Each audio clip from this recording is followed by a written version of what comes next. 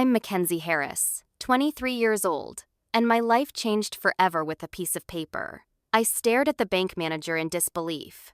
"This can't be right," I stammered. It was supposed to be a joke. His expression remained serious. "Ma'am, this check is completely valid.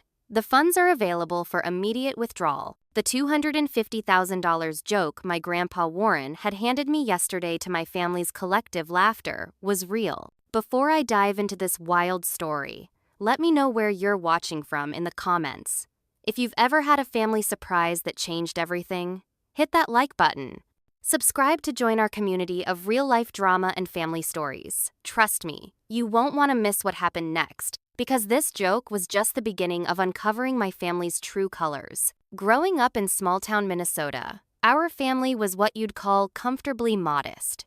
My parents, Sarah and James Harris, worked hard but always seemed to be just one emergency away from financial trouble. Mom taught third grade at the local elementary school, while Dad managed the hardware store downtown. We never went hungry, but family vacations were rare, and I grew up knowing the value of saving every dollar. My grandpa Warren was the bright spot in our family dynamics. After Grandma passed when I was 10, he threw himself into being the fun-loving grandfather who always had a joke, a $5 bill, or a peppermint in his pocket for each of his 6 grandchildren. Grandpa's practical jokes were legendary in our family, from whoopee cushions at Thanksgiving dinner to fake spiders in the Christmas stockings. Despite the eye-rolling from my mom, his only daughter, we all knew his pranks came from a place of love. "Life's too short not to laugh every day," he'd always say, his blue eyes twinkling mischievously behind wire-rimmed glasses. I'd inherited those same eyes, and Mom always said that's why Grandpa and I understood each other so well. By the time I finished college with a degree in marketing last year, I was drowning in student loan debt, $87,000 to be exact. I'd moved back to my hometown temporarily, working a soul-crushing retail job at the mall, while applying for marketing positions and trying to make minimum payments on my loans. Each month, watching nearly half my paycheck disappear into the black hole of interest payments made me question whether college had been worth it. Last Saturday was my cousin Allison's engagement party. The family gathered at Aunt Patricia's McMansion, the result of Uncle Thomas's successful dental practice. Aunt Patricia never missed an opportunity to subtly remind everyone of their financial success, from her Mercedes SUV to her designer handbag collection. The party was in full swing when Grandpa Warren arrived, fashionably late as usual. He made his rounds, hugging everyone and complimenting Allison on her enormous diamond ring. When he reached me, he pulled me aside with a conspiratorial wink. "Mackenzie, my favorite marketing genius," he said, his voice just loud enough to make my cousin Allison glance our way with a slight frown. "I've been thinking about your situation, and I want to help you start your life properly." He pulled an envelope from his jacket pocket and handed it to me. Inside was a check made out to me for $250,000. My jaw dropped. The amount was so absurd that I immediately knew it had to be fake. Classic Grandpa Warren. "Very funny, Grandpa," I laughed, showing the check to my mom who had wandered over. She rolled her eyes. "Dad, stop giving the kids false hope. It's not funny when they're struggling with real bills." Word spread quickly through the party, and soon everyone was examining the perfectly realistic-looking check, complete with Grandpa's signature and proper bank details. My younger brother Ryan, home on leave from the Army, clapped Grandpa on the back. "You got us again, old man. If only it were real, right, Mac?" Grandpa just smiled mysteriously. You never know what's real in this world unless you test it. The check became the joke of the evening. Uncle Robert suggested I try to deposit it just to see the bank teller's face. Aunt Patricia used it as an opportunity to brag about helping Allison and her fiancé with a down payment for their new house. A real gift, not a gag. By the end of the night, I'd tuck the check into my purse, mostly forgotten. But the next morning, as I stared at my student loan balance while eating cereal in my tiny apartment, a crazy thought struck me. What if I did try to deposit it? The bank would just reject it. But at least I'd have a funny story to tell Grandpa. I never expected what happened next. Monday morning found me in the drive-through lane of First National Bank, heart pounding as I slid the envelope with the check into the pneumatic tube system. I half expected alarms to sound or for the teller to come over the speaker with a laugh. Instead, the transaction proceeded with unnerving normality. "Would you like a receipt, Miss Harris?" The teller's voice crackled through the speaker. Yes, please," I managed, bewildered by the lack of reaction. The receipt showed a pending deposit of $250,000. I pulled into a parking space, hands shaking as I called the bank's main number to confirm what had to be a mistake. 10 minutes later, I was sitting across from Mr. Peterson, the branch manager, a balding man with kind eyes and a patient smile. "The check appears to be in perfect order, Miss Harris," he explained after verifying my identity. "The account it's drawn from has more than sufficient funds to cover it. While the amount requires a standard hold period of 5 business days for security purposes, I can see that a portion of the funds will be available tomorrow. But this has to be a mistake," I insisted, feeling slightly dizzy. "It was supposed to be a joke." Mr. Peterson looked puzzled. "I assure you, Miss Harris, this is a legitimate check from your grandfather's investment account. We've handled his banking for years. Did you not expect this gift?" I left the bank in a daze and immediately called Grandpa Warren. When he answered, I could hear his favorite game show playing in the background. "Grandpa, I just came from the bank," I said without preamble. "They say the check is real." There was a pause before he responded, his voice softer than usual. "Of course it's real, Mackenzie. Did you think I'd go through the trouble of writing a fake check? But it's $250,000! I practically shouted, pulling into a coffee shop parking lot because I didn't trust myself to drive. "Everyone thought it was a joke," Mom said. "I know what your mother said," he interrupted, a rare edge to his voice. I heard what everyone said, and that was exactly the point. My mind struggled to process his words. "What do you mean?" "Mackenzie," he sighed.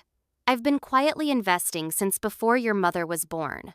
I'm not a millionaire, but I've done well enough. I wanted to help you kids out, but I also wanted to see how everyone would react." "So this was a test?" I asked, trying to understand. "Call it an experiment," he replied. "I'm doing the same for all my grandchildren. But I started with you because you've never asked me for a penny despite your struggles." My head was spinning with questions, but before I could ask any of them, Grandpa's tone changed dramatically. "There's something else you should know, Mackenzie. Something I haven't told anyone yet." He paused, and I heard him take a deep breath. "I went to the doctor last month. It's pancreatic cancer. Stage 4. The world seemed to stop." "No," I whispered. "6 months, maybe a little more with treatment," he continued, matter-of-factly. "I've had a good life, sweetheart, but I need to get my affairs in order. That includes helping my grandchildren while I can still see them enjoy it." Tears streamed down my face as I sat in my car, clutching my phone. "Grandpa, we have to tell everyone. We can get you the best doctors. Try experimental treatments. I've made my peace with it." He cut me off gently. "And I'm not ready for the family circus yet. Promise me you'll keep this between us for now, Mackenzie. Both the money and my condition. I'll tell everyone when I'm ready." Through my tears, I promised. "Just use the money wisely," he added. "Pay off those loans. Get a reliable car. Find a place of your own. Live the life you deserve. That's all I want." After hanging up, I sat in that coffee shop parking lot for over an hour, trying to process everything. My grandfather was dying. I had been gifted a life-changing sum of money, and I couldn't tell a soul about either. Keeping Grandpa's secrets weighed on me heavily. The only person I trusted enough to confide in was my best friend since kindergarten, Brooke Stevens. We met for coffee the day after my conversation with Grandpa, and I spilled everything in a tearful rush. "Holy crap, Mac," she whispered, reaching across the table to squeeze my hand. "That's a lot to process." "I don't know what to do," I admitted. "The money will clear tomorrow, but I'm supposed to act like nothing has changed. And Grandpa." I couldn't finish the sentence. Brooke's practical nature kicked in. "First, follow your grandpa's wishes about his health. That's his news to share when he's ready. Second, be smart about the money. Don't blow it all at once or make obvious purchases that will raise eyebrows." I nodded. I was thinking of paying off my loans first. That's over $87,000 gone without any visible change to my lifestyle. "Smart," she agreed. "Maybe look for a slightly better apartment. Nothing flashy." You could explain it as a good deal or a raise at work if anyone asks. Over the next 2 weeks, I followed Brooke's advice. I paid off my student loans in one gloriously satisfying payment. I found a modest but much nicer apartment across town with a 2-year lease. And after my ancient Honda finally died a spectacular death on the highway, I replaced it with a certified pre-owned Subaru. Practical, reliable, but not flashy enough to raise serious questions. I should have known the facade couldn't last. My mom stopped by unexpectedly one evening while I was packing for the move. She noticed the absence of student loan paperwork on my desk, which had been a constant fixture for years. "Mackenzie," she began, picking up a framed photo I was wrapping in newspaper. "Is there something you're not telling us? First, a new car, now a new apartment.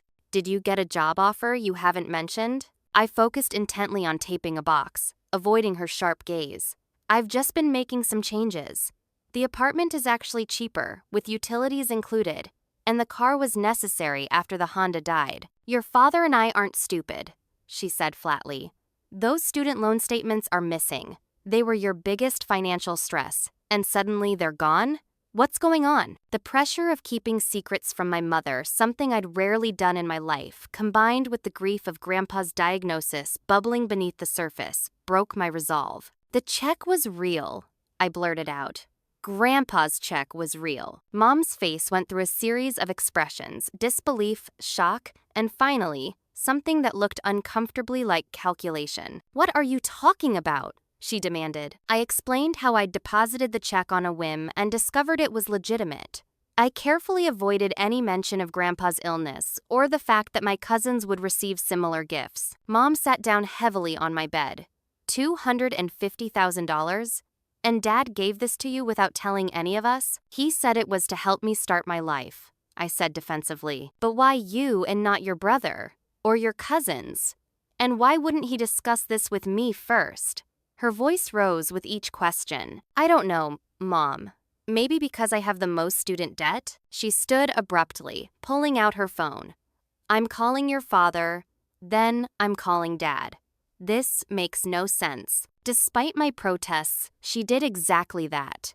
Within an hour, my small apartment was crowded with my parents, both pacing and talking over each other. "This isn't fair to the rest of the family," Dad kept saying. "Dad has always been impulsive, but this is beyond irresponsible," Mom added. "What about Ryan? What about your cousins? This will cause a huge rift." Before I could respond, Mom was calling Grandpa, putting him on speakerphone despite my objections. "Dad, what were you thinking giving Mackenzie such an outrageous amount of money without discussing it with us first?" she demanded without preamble. Grandpa's voice came through calmly. "Hello to you too, Sarah. I see Mackenzie told you about her gift." "Gift? Dad, this is beyond a gift. This is favoritism, and it's going to tear the family apart." "It's my money," Grandpa replied simply. "I've worked hard for it, and I'll distribute it as I see fit." The conversation deteriorated from there. By the end, Mom had demanded a family meeting at their house the following evening. "Everyone needs to hear this directly from you," she insisted. The next night was one of the most uncomfortable experiences of my life. Our entire extended family crowded into my parents' living room: Aunt Patricia and Uncle Thomas, Uncle Robert, and Aunt Diane, all my cousins, including an openly hostile Allison, and my brother Ryan, who had driven up from his base. Grandpa arrived last, looking more frail than I'd ever seen him. The knowledge of what was silently killing him made my heart ache. He didn't mince words. "Yes, I gave Mackenzie a substantial gift. Yes, it was real. No, I don't need to explain my decisions to anyone." He looked around the room. "I plan to help each of my grandchildren in ways I see fit, in my own time, according to my own judgment." "But why Mackenzie first?" Allison asked pointedly. "I'm the one getting married, because she needed it and has never asked me for anything," Grandpa replied. Unlike some people in this room, the silence that followed was deafening. "What about your children?" Uncle Robert finally asked. "Some of us could use financial help too, especially approaching retirement." Grandpa's gaze hardened. "I raised you, put you through college, and have given you plenty over the years. My focus now is on my grandchildren's futures." The rest of the meeting was a blur of accusations, justifications, and thinly veiled demands. Through it all, I sat silently, feeling the weight of resentful stares. By the time everyone dispersed, one thing was clear. My family would never look at me the same way again. The shift in my family's attitude toward me was subtle at first, then impossible to ignore. My mother started calling daily, our conversations inevitably circling back to my financial situation. "I was thinking," she said casually, about a week after the family meeting, "your father and I could really use some help with the roof. It's going to cost around $15,000. And with your windfall," I nearly choked on my coffee. "Mom, I've only just paid off my student loans.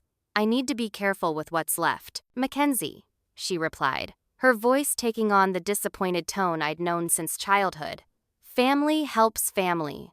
We've supported you for years. A little assistance when we need it seems only fair." These casual requests became a pattern. Dad mentioned their mortgage was suffocating them and how nice it would be to pay it down.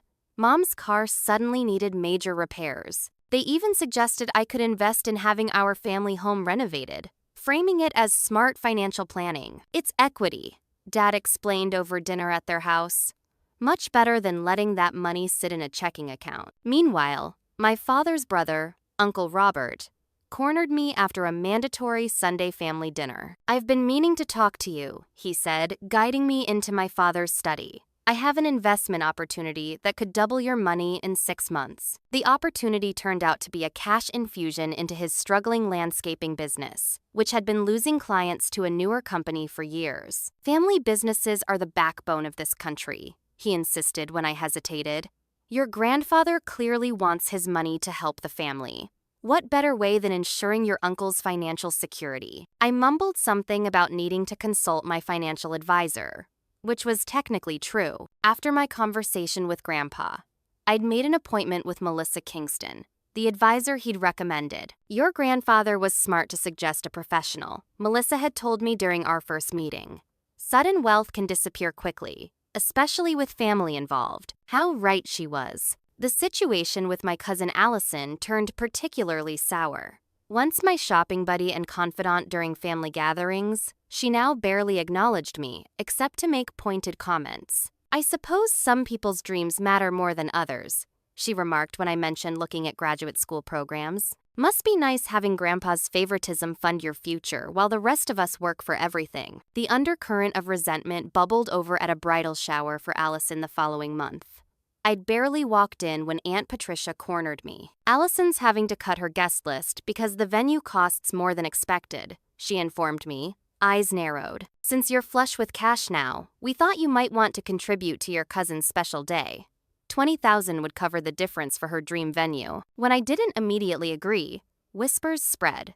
By dessert, I could feel the cold shoulders from every direction. The real shock came when I visited Grandpa the next day and found my parents already there.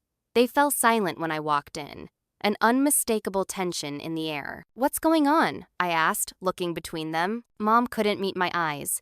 Dad cleared his throat uncomfortably. "Your parents were just expressing their concern about your grandfather's decision-making," Grandpa said calmly, though his eyes flashed with anger. "Apparently, they believe I should distribute my assets equally among all family members immediately, rather than as I see fit." The betrayal stung like a physical blow. My parents had gone behind my back to pressure my terminally ill grandfather about money. "You did what?" I stared at them in disbelief. "We're thinking of the whole family," Mom defended. "It's not fair to create financial inequality among siblings and cousins. We're trying to prevent resentment. By creating more?" I shot back. "That's enough," Grandpa interjected firmly. "Sarah, James, I've made my position clear. My money is mine to distribute as I choose. If you can't respect that, you're welcome to leave." They left, but the damage was done. The first major betrayal had occurred, and the family was now clearly divided into camps: those who supported Grandpa's right to handle his money as he saw fit, and those who demanded equal distribution regardless of his wishes. That night, I sat alone in my new apartment, staring at the wall. The money that was supposed to be a blessing had become a curse, revealing ugly truths about the people I loved most. I cried until there were no tears left, mourning the family I thought I had. For the next few weeks, I did my best to avoid family drama by simply making myself scarce. I stopped attending Sunday dinners, citing work commitments. I screened my calls, responding to family members with brief texts rather than engaging in lengthy conversations that inevitably turned to money. Instead, I focused on improving my life as Grandpa had intended. I applied to the master's program in digital marketing I'd always wanted to pursue but couldn't afford before. When my acceptance letter arrived with a January start date, I felt a genuine burst of joy amidst the family chaos. Meanwhile, I couldn't ignore Grandpa's declining health. Though he tried to hide it, he'd lost weight, his once robust frame becoming increasingly gaunt. His energy waned noticeably, and the sparkle in his eyes dimmed except when he spoke of his grandchildren's futures. "Don't look at me like that," he chided when he caught me watching him struggle to get up from his favorite armchair. "I'm not dead yet." I started accompanying him to medical appointments, telling the rest of the family I was just helping him with errands. The oncologist confirmed what we already knew: the cancer was aggressive, the treatments more palliative than curative. Still, Grandpa maintained his sense of humor, flirting shamelessly with nurses and making jokes about expiration dates. "Promise me you'll wear something colorful to my funeral," he said one day as we drove home from chemo. "I don't want a sea of black and people crying into handkerchiefs. I want celebration." "Grandpa, please don't talk like that," I whispered, fighting tears. "It's happening whether we talk about it or not," he replied matter-of-factly. "Better to face it head-on." His pragmatism about death only made me love him more, even as it broke my heart. My fragile peace shattered on a Tuesday afternoon when I stopped by my parents' house to pick up some mail that still came to their address. They weren't supposed to be home. Mom had book club and Dad should have been at work, but both their cars were in the driveway. I let myself in with my key, calling out as I entered. No one answered, but I heard hushed voices from upstairs. Assuming they hadn't heard me, I headed to the kitchen where Mom always left my mail. On the dining room table lay a stack of papers that made my blood run cold. They were printouts of my bank statements, the accounts I'd opened at Melissa's suggestion to manage Grandpa's gift. I was still staring at them in shock when my mother walked in, stopping abruptly when she saw me. "Mackenzie, I didn't hear you come in." Her surprise quickly morphed into defensiveness as she noted what I was looking at. "I can explain that." "Explain how you got access to my private financial information?" My voice shook with anger. "Those accounts aren't even at your bank." Dad appeared in the doorway, his face flushed with guilt. "Now, Mackenzie, don't overreact. We're just trying to understand the full picture." "The full picture of my finances? Which are none of your business." I grabbed the statements, scanning them quickly. "How did you even get these?" Mom squared her shoulders. "We still have the login information from the student checking account we set up for you in high school. Apparently, the bank linked all your accounts under that login." The invasion of privacy felt like a physical blow. I'd never thought to change those settings, never imagining my parents would snoop through my financial records. "This is beyond inappropriate," I said, struggling to keep my voice steady. "This is a complete violation of trust. Family has a right to know," Mom countered, her tone shifting from defensive to accusatory, especially when one member is suddenly flush with cash while others struggle. "We're just trying to ensure fairness." "Fairness? By spying on me? By going through my private information?" "Don't you care about family?" Dad interjected, his voice rising. "Your brother is living on a military salary while you're sitting on a fortune. Your cousins are working 2 jobs to make ends meet. How is that fair?" "Fair would be respecting Grandpa's wishes with his own money," I shot back. "Fair would be respecting my privacy. Fair would be not treating me like an ATM since you found out about the gift." I gathered my mail and the bank statements, hands trembling with rage and hurt. I never thought my own parents would betray me like this. "Stay out of my accounts and stay out of my life until you can respect basic boundaries." I drove straight to the bank to change all my account settings and security questions. As I sat with the personal banker, setting up new layers of protection for my finances, my phone buzzed continuously, with texts from my parents alternating between apologies and justifications. That evening, I met with Brooke and broke down telling her about the betrayal. "I never thought they'd go this far," I sobbed as we sat in her apartment. "They've always been protective, but this is different. This is .ca calculated." Brooke handed me a tissue. It's amazing what money brings out in people, even good people who love you. I don't know if I can trust them again, I admitted. Give it time, she advised. But also protect yourself. Your parents have shown they're willing to cross major boundaries where this money is concerned. The next day, I received an email from Melissa Kingston, my financial advisor, asking for a meeting. When I arrived at her office, she introduced me to her colleague, Jason Turner, a trust and estate attorney. Your grandfather called me, she explained. He's concerned about the pressure you're facing and wants to discuss options for protecting both you and his wishes. Jason became my second true ally in this storm, helping me understand my legal rights and the best ways to protect the gift Grandpa had given me. Between Brooke's emotional support and Jason's professional guidance, I no longer felt completely alone, but the rift with my family continued to widen painfully. As fall turned to winter, the situation with my family deteriorated further. What started as subtle pressure and boundary violations evolved into something that felt increasingly like a coordinated campaign. Family members I barely spoke to before suddenly appeared at my apartment unannounced, each with a can't-miss business opportunity or a tearful story about financial hardship. Uncle Robert's son wanted funding for a tech startup with no business plan. My mother's cousin needed bail money for her son. A distant relative I'd met maybe twice sought seed money for a multi-level marketing scheme selling essential oils. It's like I've been added to some family newsletter as the official ATM. I complained to Brooke over lunch. They're vultures, she agreed, stabbing at her salad. Have you talked to your brother recently? Is he Team Vulture too? Ryan had been relatively quiet throughout the ordeal, deployed overseas for much of the initial drama. We'd exchanged a few texts, but nothing substantial about the situation. He's been distant, I admitted. I think Mom and Dad have been in his ear. The most surprising visit came from cousin Allison, who showed up one Sunday afternoon with a bottle of wine and an apologetic smile. I've been a total witch, she announced, hugging me tightly. I was jealous and awful, and I'm here to make amends. For a blissful hour, it felt like old times, laughing, gossiping, reminiscing about our childhood misadventures. Then, as Allison poured our second glass of wine, she casually dropped her bombshell. So, the wedding planning is a nightmare. The venue we love is perfect, but it's so expensive. She sighed dramatically.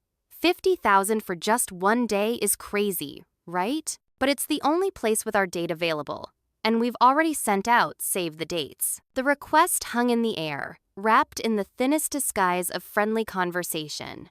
My heart sank as I realized this reconciliation had an agenda. Allison, I said carefully, I'm happy to give you a reasonable wedding gift when the time comes, but I'm not in a position to fund your entire wedding. Her friendly demeanor evaporated instantly.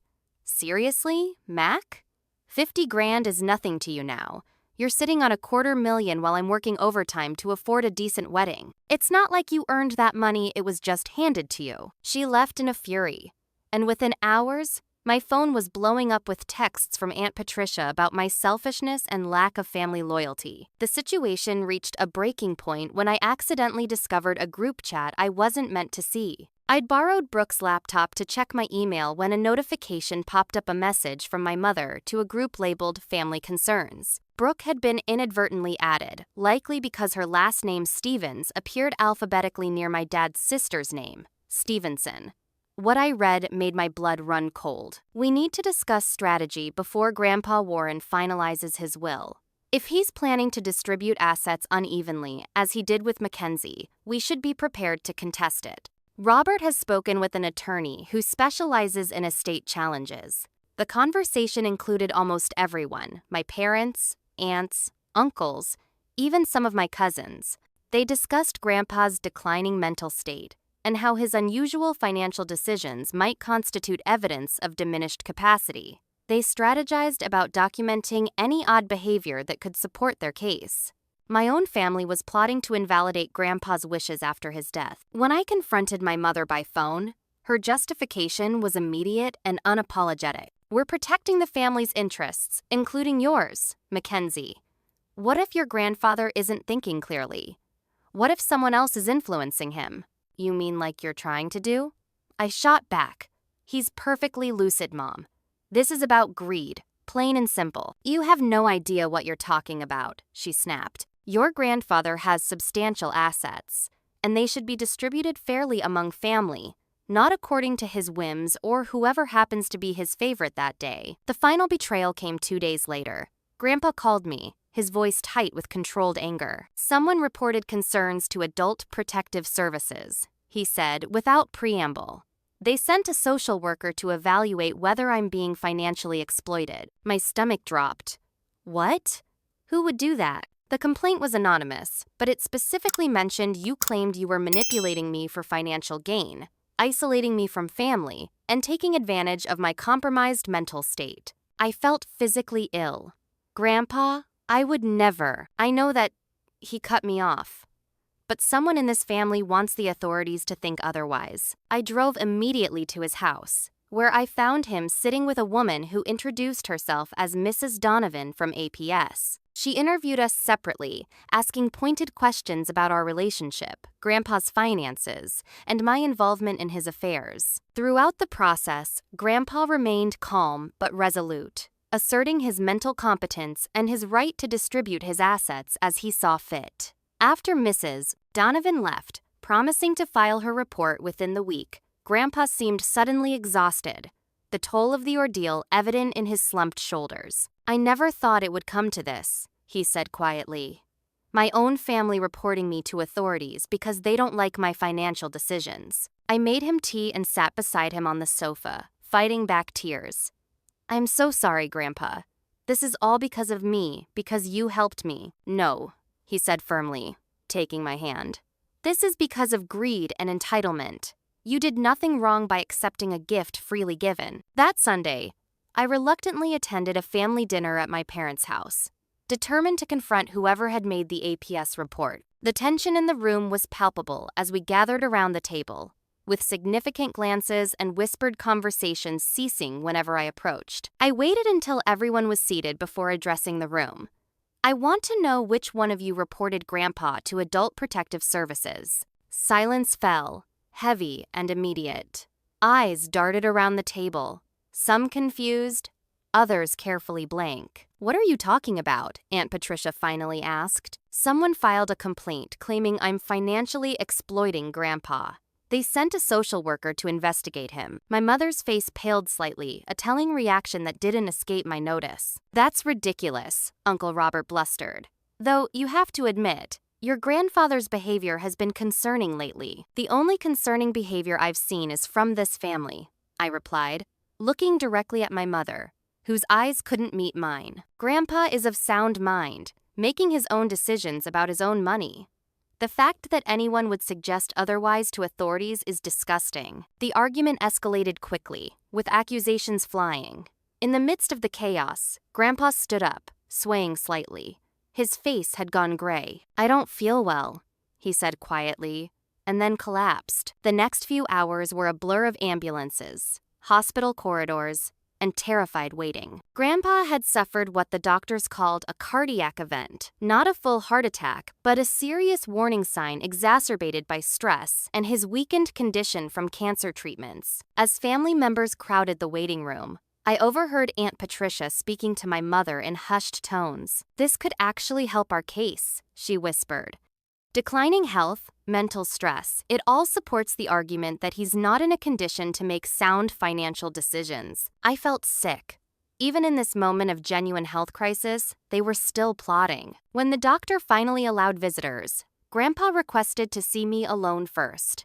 He looked small and frail against the white hospital sheets, but his eyes were clear and determined. I need you to promise me something, he said, his voice barely above a whisper. Don't give up your future to keep the peace with them. Not one penny, not one dream. I promise, I said, holding back tears. But please focus on getting better. Nothing else matters. He shook his head slightly. Everything matters, Mackenzie. How we live, how we treat others, the principles we stand by. Promise me you won't let them break you. I nodded, unable to speak through the lump in my throat. Later, as I left the hospital, exhausted and emotionally drained, I considered walking away from it all, giving the money back, removing myself from the family equation, anything to stop the madness that was destroying us. but I remembered Grandpa's words and steeled my resolve. This wasn't just about money anymore. It was about respecting his wishes and standing up for what was right. By mid-December, my family's pressure tactics had evolved into a full-blown manipulation campaign. What started as private disagreements spilled into our wider social circle as family members began spinning narratives that cast me as the villain. My phone filled with messages from childhood friends and distant relatives I rarely spoke to, all asking variations of the same question. Is it true you're stealing from your grandfather? The rumors spread like wildfire through our small town. At the grocery store, I noticed whispers and stares from people I'd known all my life. The barista at my regular coffee shop, usually chatty and friendly, suddenly became formal and distant. People are saying you manipulated your grandfather into cutting everyone else out of his will, Brooke reported after a conversation with her mother, who'd heard it at her book club, the same one my mother attended. That's ridiculous, I said, though the constant accusations were starting to wear on me. I didn't even know about the money until after he gave it to me, and I certainly haven't asked for anything in his will. I know that, Brooke reassured me, but your mom has been telling people you've changed, that the money has gone to your head, and that you're isolating your grandfather from the family. The isolation accusation was particularly ironic, given that I was one of the few family members regularly visiting Grandpa since his hospitalization. Most others stopped by briefly, mainly to drop pointed comments about his health decisions or financial planning. The campaign took an uglier turn one morning when I walked to my car and found the word thief scratched deep into the driver's side door. My hands shook as I called the police to file a report, though I had no proof of who had done it. My suspicions fell on my cousin Allison's fiancé, Mark, who'd glared at me with undisguised hostility at a recent family gathering. I'd overheard him complaining loudly about how their wedding had been downgraded because some people are selfish with their handout. Though the police were sympathetic, without evidence or witnesses, there was little they could do. The incident left me feeling vulnerable and exposed in a town that had always been my safe haven. Maybe you should consider moving somewhere else after graduation, Jason suggested during our next meeting. A fresh start, away from all this toxicity. I'd been thinking the same thing, but the idea of being driven away from my hometown by my own family filled me with both sadness and indignation. The fourth betrayal blindsided me completely. I was having lunch with Grandpa at his house when my phone rang with a call from Melissa Kingston, my financial advisor. Mackenzie, she said without preamble, I just received some concerning documents. Your parents have filed a legal petition to have your grandfather declared mentally incompetent, with your father named as his guardian and financial conservator. I looked across the table at Grandpa, contentedly eating his soup, unaware that his own daughter was attempting to strip him of his legal autonomy. When? I asked, trying to keep my voice steady. The petition was filed yesterday. They've cited his cancer diagnosis, recent hospitalization, and pattern of financially irresponsible decisions as evidence. They're requesting an emergency hearing. I ended the call and sat in stunned silence, unsure how to break this news to Grandpa. He looked up, reading my expression with the perceptiveness that had always characterized him. Bad news? I couldn't lie to him. Mom and Dad filed for guardianship over you. They're trying to take control of your finances legally. I expected anger, perhaps even tears. Instead, after an initial flash of hurt in his eyes, Grandpa's face settled into a look of grim resolution. Get Jason on the phone, he said quietly. It's time to fight back. The next week was a whirlwind of legal consultations and preparations. Jason connected us with Catherine Winters, an elder law attorney who specialized in contested guardianship cases. She was a formidable woman in her 60s with a no-nonsense attitude that Grandpa immediately approved of. This petition is built on sand, she assured us after reviewing the documents. But we need to be proactive. We'll arrange for an independent medical and psychological evaluation to establish your competence definitively. Grandpa submitted to extensive testing, which conclusively demonstrated that while his physical health was declining, his cognitive abilities and decision-making capacity remained entirely intact. Your diagnosis doesn't affect your legal right to make your own decisions, Catherine explained. And one-time gifts to family members, regardless of amount, don't constitute a pattern of financial irresponsibility. Still, the betrayal cut deep. When confronted, my parents remained unapologetic. "We're doing this for everyone's protection," Mom insisted during a tense phone call. "Dad isn't thinking clearly, and someone needs to safeguard the family legacy." "This isn't about protection," I responded, my voice shaking with anger. "It's about control. You can't stand that Grandpa is making decisions you don't agree with, so you're trying to take his choices away entirely." "You don't understand what's at stake," Dad interjected.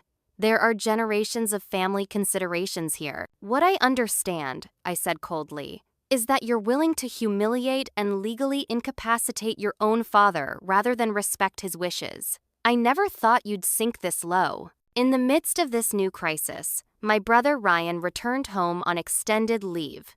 Having been deployed during most of the drama, his perspective had been shaped almost entirely by our parents' version of events. When he showed up at my apartment, his expression was stern and disappointed. "What the hell, Mac?" he demanded as soon as I opened the door.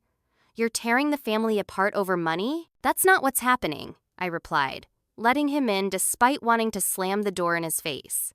"Did Mom and Dad tell you they're trying to have Grandpa declared incompetent?" Ryan's confident expression faltered slightly. "They said he needs help managing his affairs because of his illness. They said you've been isolating him and manipulating him." I laughed bitterly. "Is that why I'm the only one taking him to chemo appointments?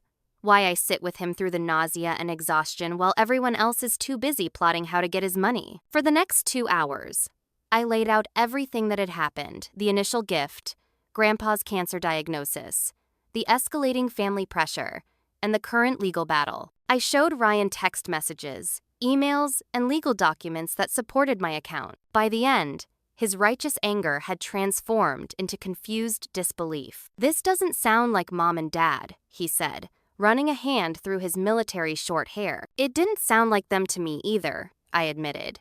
"But money changes people, I guess. Or maybe it just reveals who they really are." Ryan agreed to speak with Grandpa directly before making any judgments, a small victory in the ongoing family war. As he left, he hugged me awkwardly, the first genuine show of affection from a family member in months. "I'm sorry you've been dealing with this alone, Mac," he said. "Whatever's going on, we'll figure it out." I wanted to believe him, but the damage already done felt increasingly irreparable. Meanwhile, Jason helped me document every instance of harassment and manipulation, building a comprehensive record of the family's behavior. "If this escalates further legally, we'll be prepared," he explained. His professionalism and unwavering support provided a stabilizing force in the chaos, and I found myself looking forward to our meetings more than I probably should have. In another life, without all this drama, I might have acted on the attraction I felt growing between us. But for now, maintaining professional boundaries seemed crucial. The family conflicts were taking a toll on Grandpa's already fragile health. Though he never complained, I noticed his increasing fatigue, his diminished appetite, the way pain seemed to shadow his every movement, despite the medications. "Don't worry about me," he insisted whenever I expressed concern. "I've lived a full life. What matters now is making sure you kids get to live yours without all this hanging over you." His courage in the face of both cancer and family betrayal only strengthened my resolve to protect him and his wishes, no matter the personal cost to me. January arrived with bitter cold and a court date for the guardianship hearing. Catherine had prepared thoroughly, gathering expert testimonies from Grandpa's oncologist and a geriatric psychiatrist who had evaluated him. We were confident the petition would be dismissed, but the stress of the approaching legal confrontation weighed heavily on all of us. Grandpa's condition deteriorated more rapidly than anyone had anticipated. The latest round of chemotherapy hit him particularly hard, leaving him weakened and often confused a temporary side effect, his doctor assured us, but one with unfortunate timing given the pending competency questions. I practically moved into his house, balancing remote work for my retail job, preparations for my upcoming master's program, and Grandpa's increasingly complex care needs. The few family members who still visited seemed more interested in inspecting the house than checking on its owner. "Your mother was looking through my filing cabinet yesterday," Grandpa mentioned casually one afternoon, as I helped him take his medications. When I asked what she was looking for, she said she was just organizing things for me. Funny, I never asked for any organizing. The casual inventory taking extended beyond paperwork. I caught Aunt Patricia photographing artwork on her phone, and Uncle Robert spent one visit measuring furniture and making notes. They're dividing up my possessions while I'm still using them, Grandpa observed with dark humor. Should I be concerned they're measuring me for a coffin as well? I tried to shield him from the worst of it, but his awareness remained sharp despite his physical decline. The tension reached a breaking point when I arrived at Grandpa's house one evening to find my mother and Aunt Patricia in the master bedroom, opening drawers and discussing the jewelry they found. "What are you doing?" I demanded from the doorway, startling them both. Mom recovered quickly. "Just helping Dad sort through some things. He asked us to." "No, I didn't," Grandpa contradicted firmly, appearing behind me in his wheelchair. "I didn't ask anyone to go through Elaine's jewelry." Elaine, my grandmother, dead almost 13 years, whose belongings Grandpa had kept meticulously preserved. Aunt Patricia at least had the grace to look embarrassed, but Mom doubled down. "Dad, we're just trying to make things easier for you. This process will have to happen eventually." "Not today, and not without my permission," he replied, his voice quiet but stern. "Please leave my bedroom now." They complied reluctantly, but the incident cast a pall over the house that lingered long after they departed. 2 days before the scheduled court hearing, I received an alarming call from my bank. "Miss Harris, we're calling to verify some recent transactions on your accounts," the fraud department representative explained. "There have been several large withdrawals in the past 48 hours, and our system flagged them as potential unauthorized activity." My stomach dropped. I haven't made any large withdrawals. As the representative listed, the transactions totaling nearly $45,000 across 3 separate withdrawals, I felt physically ill. The withdrawals had been made in person, with proper identification and my account information. "We'll need to freeze your accounts immediately and issue new cards," the representative advised. "You should also file a police report." After ending the call, I sat in stunned silence, trying to process this new violation. Then a sickening realization dawned on me. Only one other person had access to my account information, my identification, and potentially even my signature patterns. I drove to my parents' house in a fog of disbelief, hoping against hope for some other explanation. They seemed unsurprised by my unannounced visit, almost as if they'd been expecting it. "We need to talk," I said, following them into the living room without waiting for an invitation. "If this is about the money, we can explain," Dad began, confirming my worst suspicions before I'd even accused them of anything. "You stole from me," I stated flatly. "Your own daughter." "We didn't steal anything," Mom countered, her tone defensive but her eyes avoiding mine. "We simply took what should have been distributed fairly in the first place. It was just borrowing. Borrowing without permission is stealing," I replied, my voice shaking with anger and hurt. "You committed fraud and identity theft, both felonies, by the way." "Don't be dramatic, Mackenzie," Dad said dismissively. "This is a family matter, not a legal one. That money should have been shared equally from the beginning. So you felt entitled to take it? To literally steal my identity and drain my accounts? We're your parents," Mom said, as if that explained and excused everything. "We've supported you your entire life. Now that you have resources, it's only right that you support the family in return." I stared at them. These people I'd loved and trusted my entire life, suddenly unrecognizable to me. "I'm filing a police report," I said finally. "The bank has already frozen the accounts and is investigating the fraud." Their expressions shifted from self-righteous to alarmed. "You can't be serious," Dad sputtered. "You'd report your own parents to the police? Over a family disagreement? This isn't a disagreement. It's a crime. And yes, I'm serious." Mom's face hardened. "If you do this, there's no coming back from it. You'll be choosing money over your family." "No," I corrected her, moving toward the door. "I'm choosing integrity over enabling theft. I'm choosing respect for Grandpa's wishes over entitlement to what isn't yours. And, most importantly, I'm choosing self-respect by not letting the people who should love me most treat me like an ATM they can rob whenever they want." I left their house knowing a fundamental shift had occurred, one that could never be undone. The fifth betrayal had been the most personal, the most devastating, and the final straw. The police took my report seriously, though they warned me that pressing charges against family members often became complicated. The detective assigned to the case was professional but sympathetic. "Unfortunately, we see this kind of thing more often than you'd think," she told me.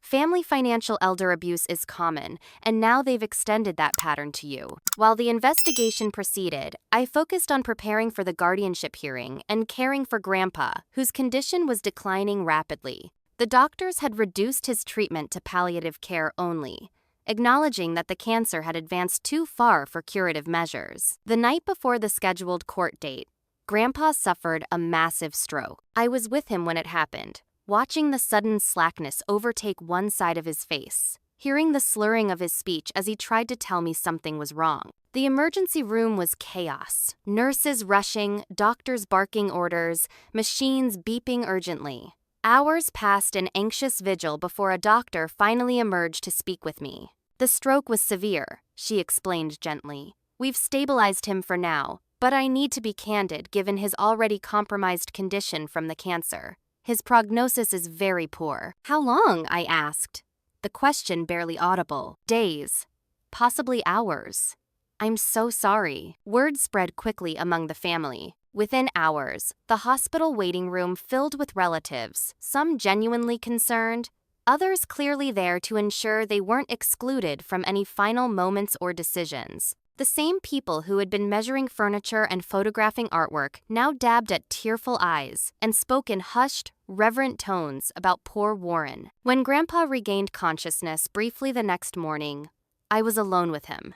His right side remained paralyzed from the stroke, but his left hand gripped mine with surprising strength. "Mackenzie," he whispered, his voice raspy and faint. "I'm here, Grandpa," I reassured him, leaning closer. "Promise me." He struggled to form the words. "Promise you'll live your life without guilt.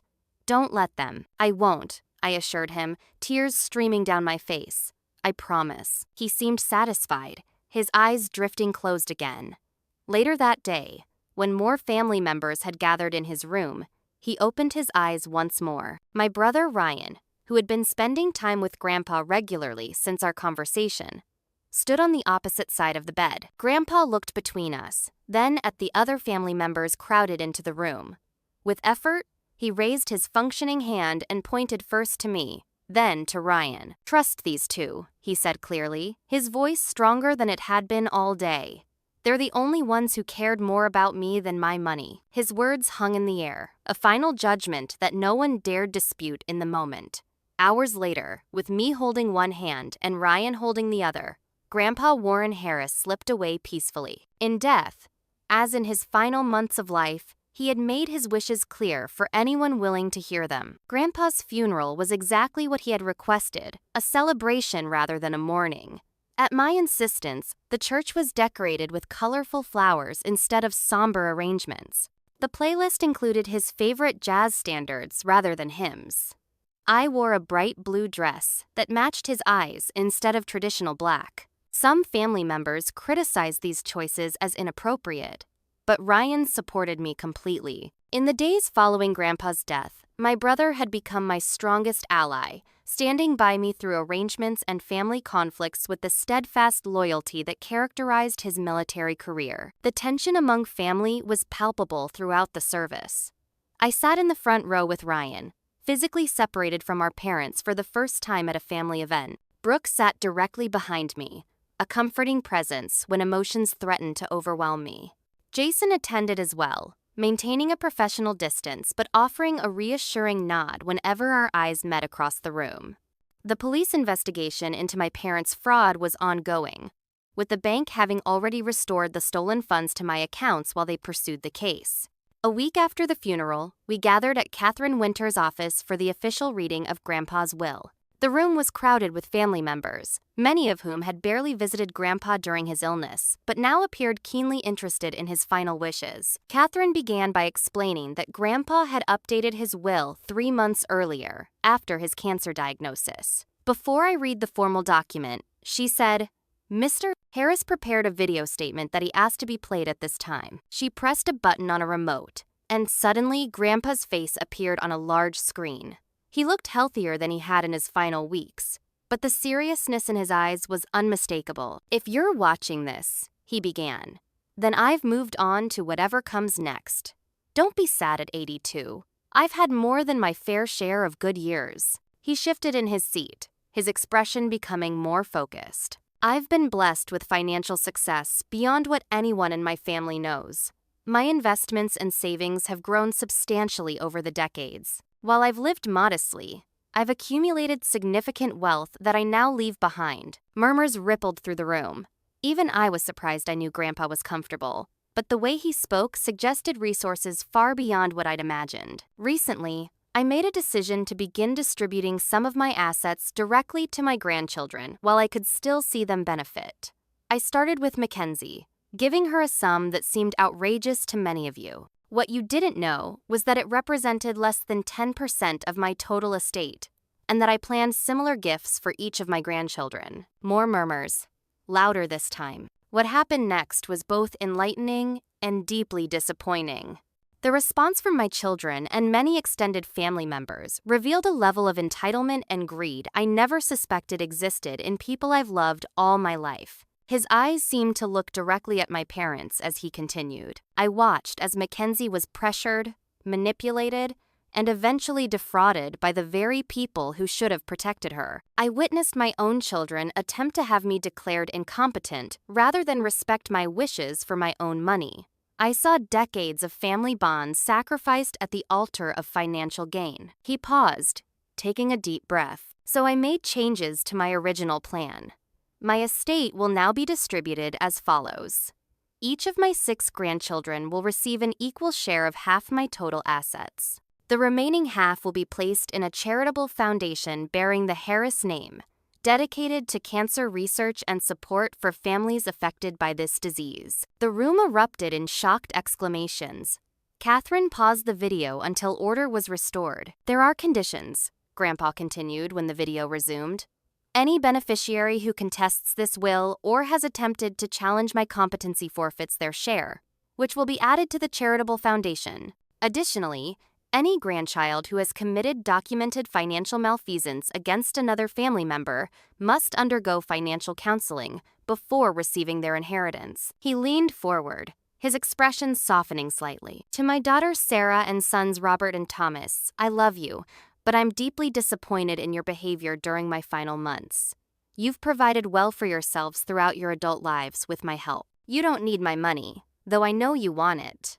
What you do need is to rediscover the values I thought I had instilled in you." He turned slightly, as if addressing different people. "To Mackenzie, thank you for your loyalty, love, and care during my illness.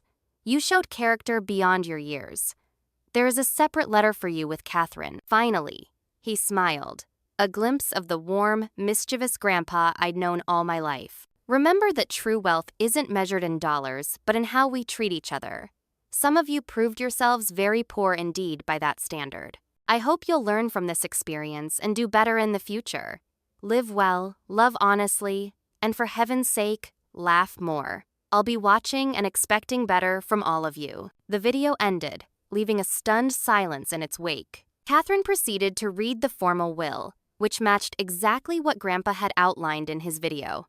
When she finished, she handed me a sealed envelope, the private letter he'd mentioned. As family members filed out, some shell-shocked, others already whispering about potential challenges despite the clear consequences, my parents approached me for the first time since I'd threatened to press charges. "Mackenzie," Mom began tentatively, "I think we need to talk." "Now isn't the time," I replied, clutching Grandpa's unopened letter. "We've made terrible mistakes," Dad admitted, his voice uncharacteristically humble.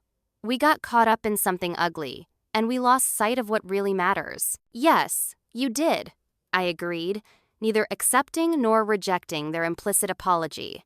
"I need time." I walked away, leaving the conversation unfinished, much like our relationship would be for the foreseeable future. 6 months later, spring had transformed Minnesota from snow-covered to vibrant green.